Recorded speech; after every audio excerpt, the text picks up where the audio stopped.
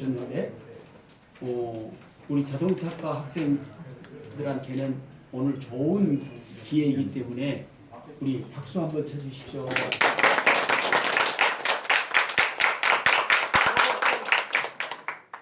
전남대학교도 없어져 버리고 한영대도 없어져 버리고 울산실고도 해양과학고도 없어져 버리고 이제 유일하게 자동차 관련 학과가 우리 여수 공업고등학교만 있다고 합니다. 시작하시죠. 마이크 쓰시오. 올려. 마이크로 네, 안 들리네. 안 들릴까? 켜십시오. 잘 들립니까? 네. 예.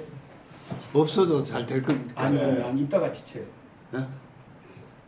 네, 반갑습니다. 저는 여수 지역 경제 포럼의 총무를 맡고 있는 박정부라고 합니다. 네, 반갑습니다.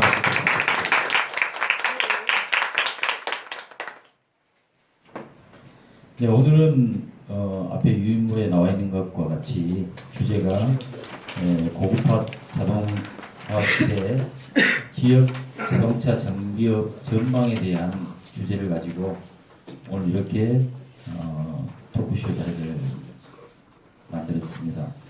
네.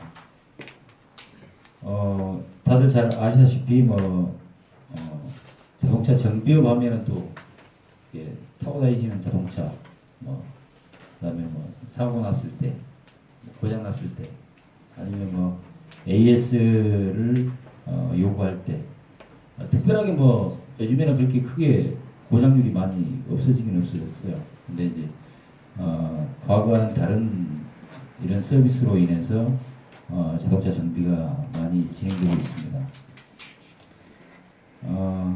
오늘 이렇게 우리 주식회사 우리공업사 문도선 대표님을 모시고 잠깐 그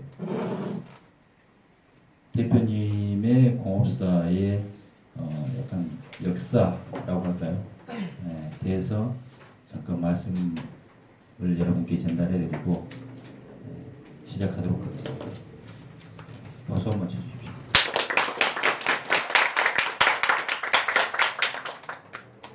반갑습니다. 저는 방금 소개했듯이 우리공업사 대표 문도선입니다.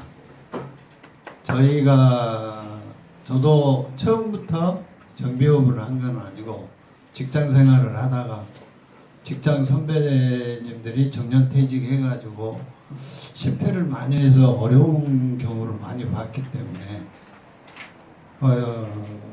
너 직장 생활을 하다가 나중에 뭐를 할까 고민을 많이 했어요.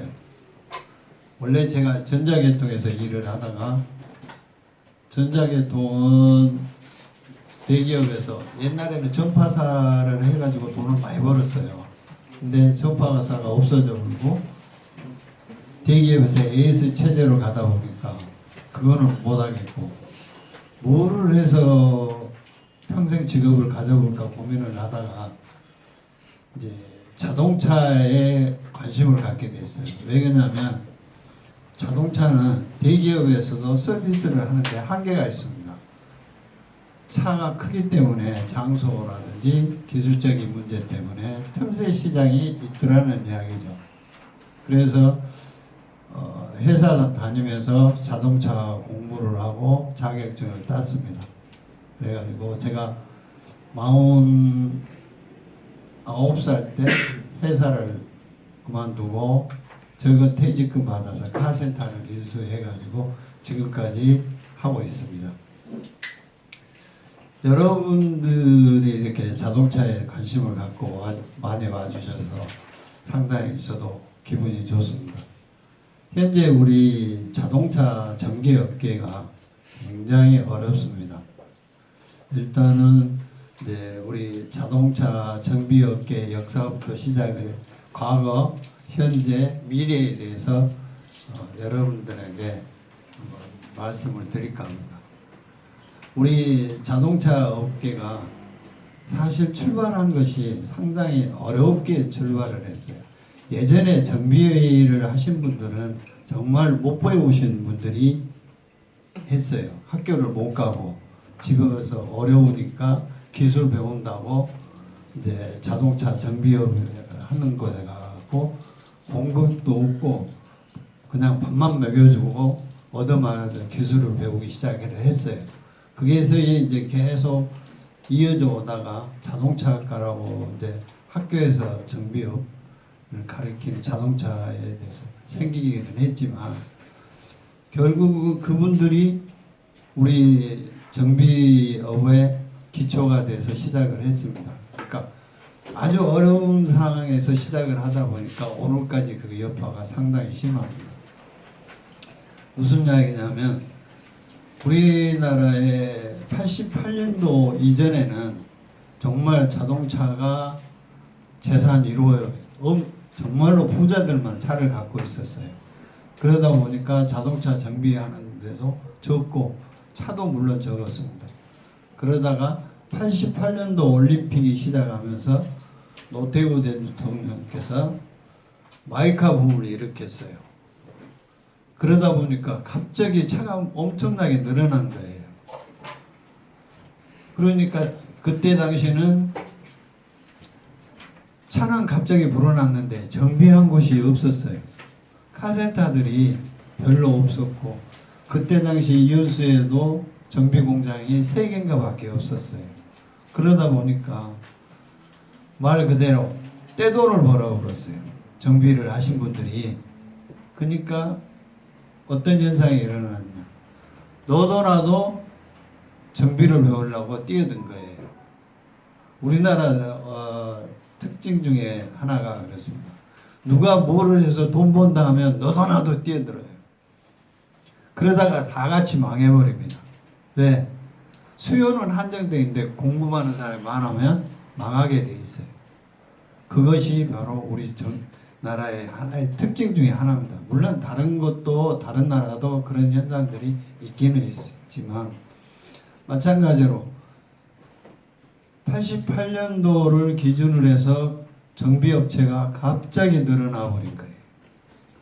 특히 젊은 사람들이 이 카센터나 정비공장에 들어가가지고 한 2, 3년만 배우면 적은 돈으로 카센터를 할 수가 있어요. 그러니까 카센터가 엄청나게 늘어나 버렸죠. 그 다음에 정비공장도 정비를 하신 분들이 서로 모여 한 2, 3명이 모여갖고 정비공장을 하나 차려버립니다. 그러다 보니까 엄청나게 늘어난 거예요. 여기 데이터에 보시다시피 여수 지역에 카센터가 카센터지만 정비공장이 46개 정도가 있어요. 그렇다면 엄청나게 많은 거예요. 그러다 보니까 서로 출혈 경쟁을 하는 거예요. 근데 이게 경쟁이라는 것이 여러 가지 방법이 있는데 기술가라든지 아니면 서비스라든지 이렇게 해서 경쟁을 하면 서로가 다 잘 살 수가 있을 텐데 그렇지 않고 가격 경쟁을 해버리는 거예요. 그러니까 다 같이 힘들어지는 거예요.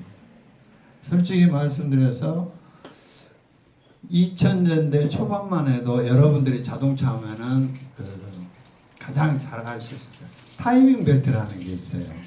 그거를 작업을 하면은 저희 같으면 DOHC라는 거 있고 SOHC가 있는데 보통 DOHC는 30만 원, SOHC는 18만 원에서 20만 원을 받았어요.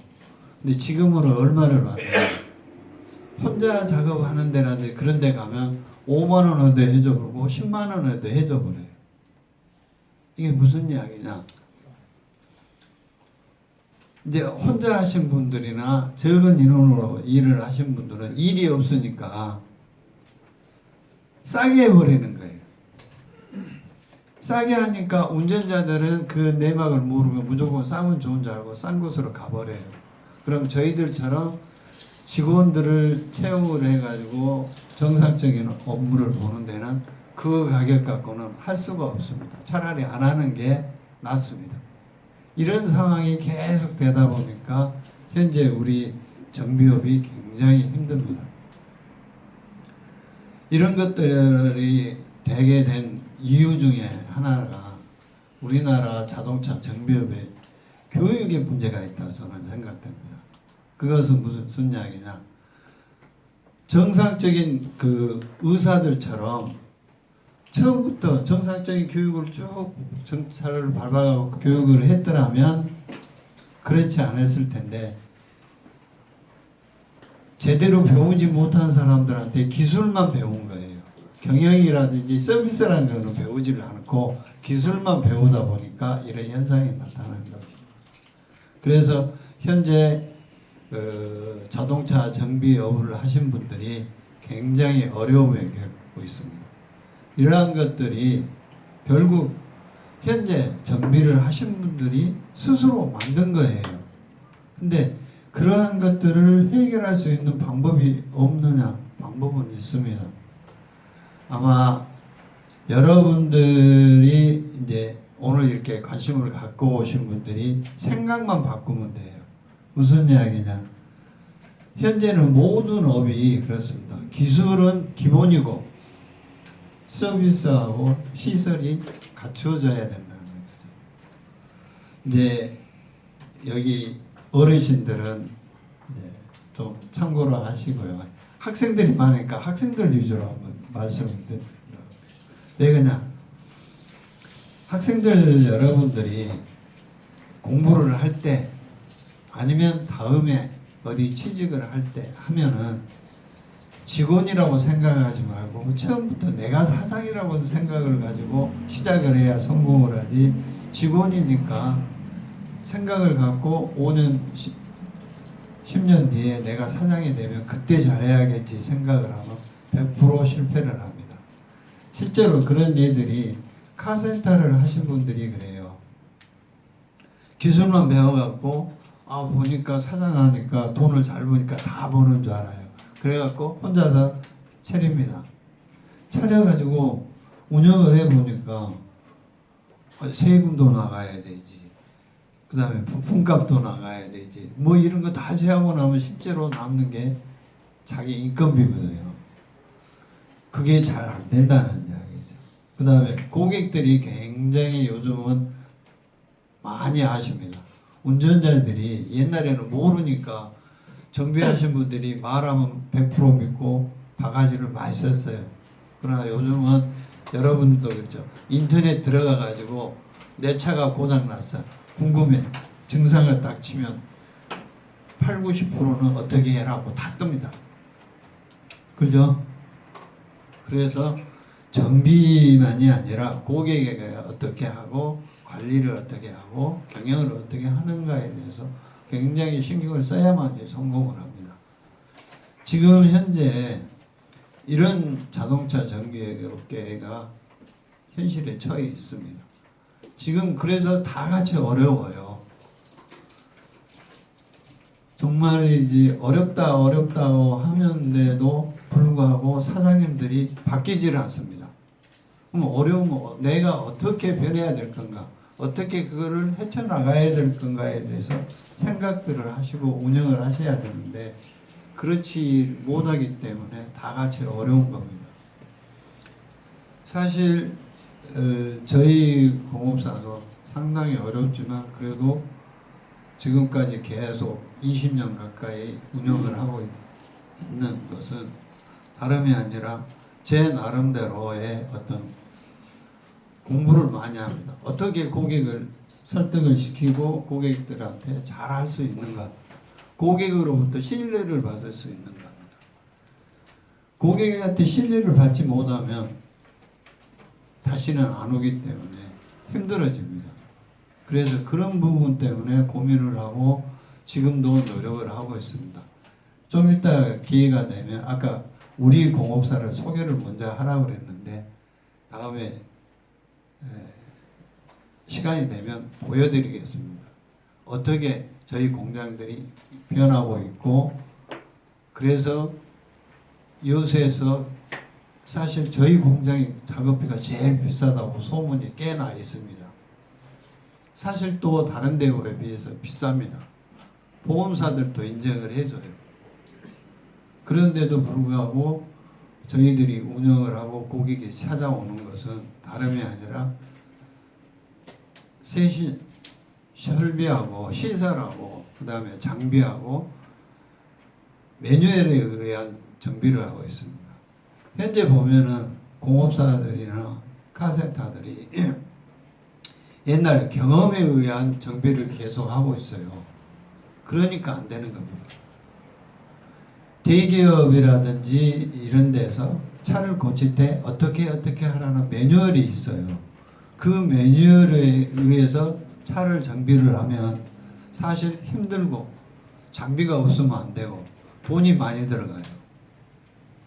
그러니까 결국은 작업비가 비싸지는 겁니다. 그러니까 그런 것들을 투자를 안 하고 공부를 안 한다는 이야기죠. 그러니까 힘들어요. 근데 몇몇 그 공업사들은 그걸 깨뜨리고 있는 겁니다. 저 공장도 지금까지 유지하고 망하지 않고 있는 이유가 바로 그런 부분이에요. 경험에 의해서 수리가 사실은 굉장히 엉터리입니다. 지금 차는 굉장히 기술이 발달돼 갖고 품질도 좋아지고 또 전자장비가 많이 돼 있기 때문에 경험에 의한 장비, 옛날에는 차들이 품질이 굉장히 열악했어요. 무조건 뜯어서 고치면 바꾸면 수리가 가능하고 됐습니다. 근데 지금은 그렇게 아니에요. 컴퓨터에 의해서 세팅을 해줘야 되고 코딩을 해줘야 되고 그래야만이 정상적으로 간다는 거예요. 근데 영어를 모르면 안 돼요. 수입차는. 그러니까 뭐 안 하는 거죠. 그 다음에 수입차나 국산차나 다 똑같습니다. 국산차 잘 알면 수입차 고치는 거 어렵지 않아요. 왜 그러느냐? 차라는 거는 메커니즘이 다 똑같습니다. 자, 엔진 있죠? 미션 있죠?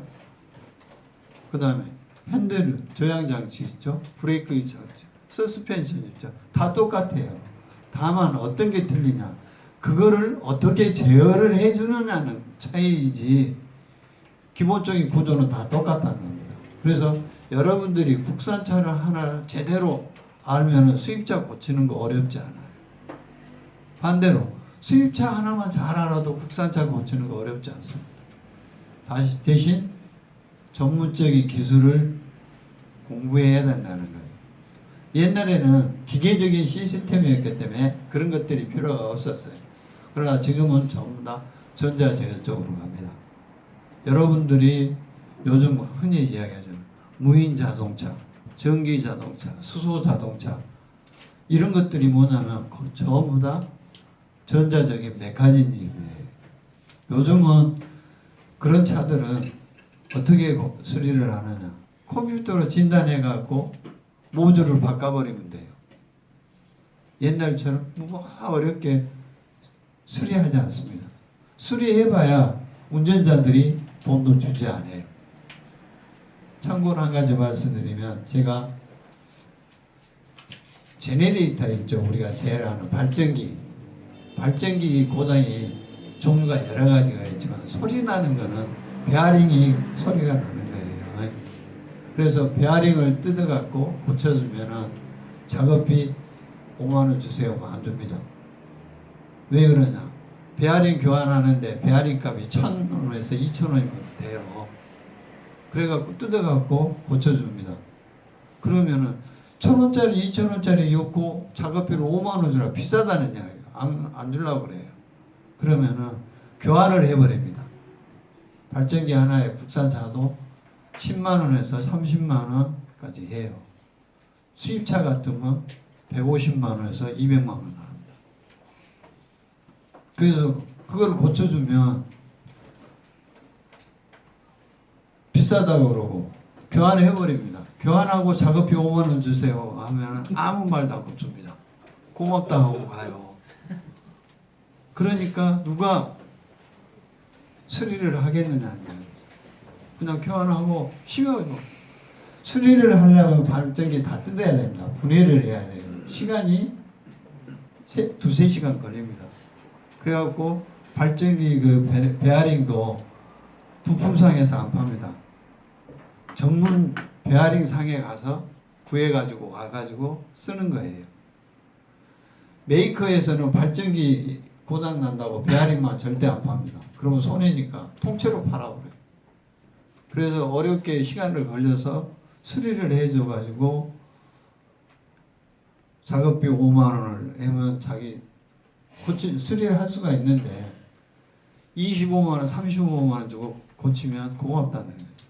이게 이제 운전자들의 문제고, 그렇게 만든 것이 또 우리 정비사들이 제대로 설명을 안 하고 했다는 거죠.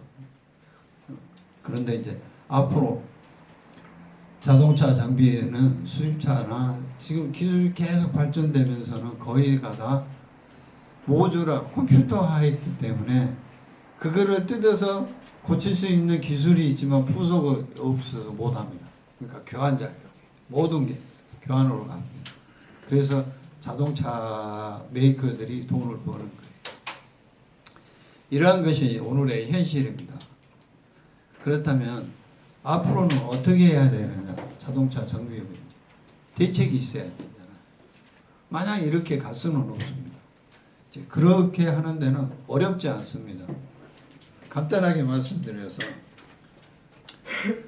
그 고객과 이제 기술이 정비업을 유지해 주는 게 아니고 서비스가 유지를 해야 됩니다. 경영이. 쉽게 이야기해서 기술은 기본이고 그 다음에 여러분 정비업을 해갖고 돈을 버는 방법은 서비스입니다. 고객 서비스고 경영이에요. 그러면 어떻게 서비스를 할 거냐? 간단하게 이야기해서 어렵게 생각하지 말고 고객한테 설명을 잘해야 된다. 지금까지 기술자들이 고객한테 설명을 잘 안 해줍니다. 아, 이거 고장 났으니까 바꿔야 됩니다. 뭐 끝이에요. 근데 그렇게 하면 그런 식으로 모든 걸 하다 보니까 운전자들이 정비사를 믿지를 못해요. 더군다나 방송에 가끔 나오죠. 정비하는 사람들이 운전자들을 속이는 거. 그거는 뭐 때문에 나오느냐? 보험사들의 장난이에요. 보험사들이 정비업체들을 길들이기 위해서 로비해가지고 그렇게 내보냅니다. 그러면은 거기 방송을 보시는 운전자나 여러분들이 볼 때는 정비업자들이 정비하시는 분들이 다 도둑놈같이 느낀다는 거죠. 그렇잖아요. 예? 이런 부분들을 이제 해소하기 위해서 설명을 잘해야 돼요. 왜 이러한 현상이 났고 이러한 현상이 날 때는 부품이 이런 부분 때문에 있고 이거를 고치기 위해서는 어떻게 해야 되고 비용은 얼마 들고 부품값은 얼마고 작업비는 얼마 들고 이렇게 고객들의 신뢰를 갈 수 있도록 해주면 돼요. 그러면 비싸도 옵니다. 이 설명을 잘해주고 그 다음에 고객 서비스라는 것들이 뭐냐? 설명도 설명이지만 차를 여러분들이 고치러 가면 엔진오일 교환만 해도 한 20-30분 걸려요. 차가 많으면 1시간도 좋고 2시간도 좋고 또 좀 어려운 작업 같으면 3시간도 좋고 4시간 하다 보면 또 볼트 하나 때문에 볼트 하나가 안 풀어져서 2시간이면 할 걸 하루 종일 고생할 때도 있어요. 그러면 고객이 쉴 수 있는 공간이 필요하다는 거예요. 그런 것들 이런 모든 것들이 이루어지면은 경쟁에서 이길 수가 있습니다. 왜? 남들이 안 하니까 이길 수 있는 거예요. 두 번째로는 우리가 이제 정비를 해요. 정비를 하면 누구를 위해서 정비를 해야 되겠습니까? 고객. 그렇죠. 운전자를 위해서 정비를 해야 돼요. 근데 현실은 어떠느냐? 보험사를 위해서 정비를 하고 있습니다. 무슨 이야기냐? 이거 좀 창피한 이야기인데 그 저희들처럼 카센터는 좀 다음에 설명하기로 하고 정비 공장을 하신 분들이 정비를 하게 되면 옛날에는 일반 정비가 많고 보험 정비가 적었어요. 근데 현재는 90%가 보험 정비입니다. 사고가 나면 보험 처리하시잖아요.